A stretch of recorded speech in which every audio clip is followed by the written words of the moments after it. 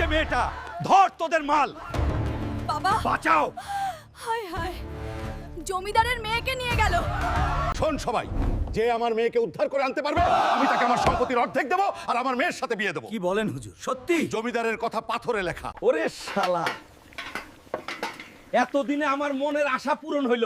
আমি ভাবতাছিলাম কিভাবে বড় লোক হইব, দেখি আল্লাহ নিজেই রাস্তা খুলে দিছে। হুজুর, আমি পারবো আপনার মেয়েকে গুন্ডাদের হাত থেকে বাঁচাতে। সত্যি পারবি? পারবো, তবে একটা কথা, আমার সাথে দুই নাম্বারই করা যাবে না। ঠিক আছে। আজ যদি গুন্ডাদের শেষ না করি তাহলে আমার নাম হাল্ক না। কোথায় তোরা? বেরিয়ে আয় শয়তান। এই দেখ, সমস্ত একটা দুইটা সব শেষ।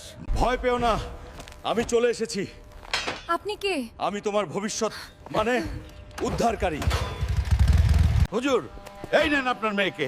ওরে বাবা, আমার মান ইজ্জত বাঁচালি। এবার আমার পাওনাটা বুঝিয়ে দেন। এই নাও সম্পত্তির কাগজ। আর আমার বউ কই রে? মা সাদিয়া, বেরিয়ে আয়। আরে এ কে? আমার বউ কোথায়? আরে এটাই তো আমার বড় মেয়ে সাদিয়া।